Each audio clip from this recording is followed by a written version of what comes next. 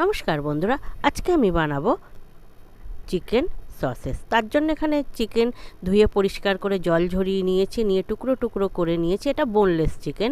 এবার একটি মিক্সিং জারের মধ্যে না সব চিকেনগুলো দিয়ে একটা পেস্ট বানিয়ে নিচ্ছি। প্রথমে শুধু চিকেনটাকেই একবার ঘুরিয়ে পেস্ট বানিয়ে নেবো।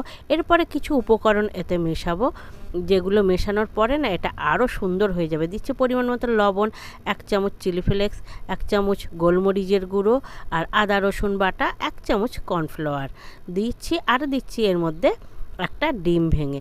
এটাকেও কিন্তু আবার ঘুরিয়ে নেব, তাহলে সব উপকরণ একসঙ্গে মিশে যাবে। দেখুন কত সুন্দর একটা আঠালো একটা পেস্ট হয়েছে, আর দেখতেও কত সুন্দর হয়ে গেছে।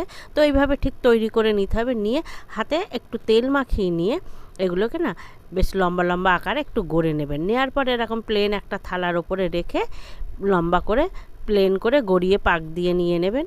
নিয়ে এবার এটাকে না এইভাবে না এর মধ্যে একটা ফয়েল পেপার নিতে হবে। ফয়েল পেপারে বেশ সুন্দর করে র্যাপ করতে হবে, যেন এর ভিতরে হাওয়া টাওয়া না থাকে, বেশ সুন্দর হয়। যদি হাওয়া থেকে যায় তাহলে কি হবে, সসেসগুলোর গায়ে না মানে দাগ দাগ ধরে যাবে, বুদবুদের দাগ এসে যাবে। তো এটাকে সুন্দর করে আপনি এইভাবে র্যাপিং করে নেবেন। র্যাপিং করে নিলে বেশ দেখতে সুন্দর লাগবে। তো আমার সবগুলো এইভাবে র্যাপিং করে নিয়েছি, হয়ে গেছে র্যাপিং করা। এর মধ্যে এবারে আমি কড়াইতে জল বসিয়ে দিয়েছি। জলটা কিন্তু ফুটে এসছে, এর মধ্যে সব আমি সসেসগুলো দিয়ে দিয়েছি। দিয়ে এটাকে বেশি না 15 মিনিট মতন আমি খুব ভালো করে ফুটিয়ে নেব।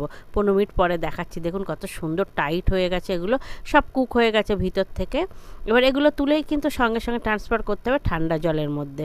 বরফ জল হলে খুবই ভালো। তো ফ্রিজে রাখা জলের মধ্যে এটাকে দিয়ে দিয়েছি। দিয়ে ঠান্ডা হয়ে যাওয়ার পর আপনাদেরকে আমি খুলে দেখাচ্ছি। দেখুন কত সুন্দর, কত সহজে, কত হেলদি। তো এইভাবে ঘরেই বানিয়ে নেওয়া যায়, এবং এয়ারটাইট কন্টেনারে আপনি ফ্রিজে ডিপে রেখে দিতে পারেন বেশ কয়েক মাস। খুব ভালো থাকবে এই সসেসগুলো। তো এইভাবেই বানাবেন আপনারা।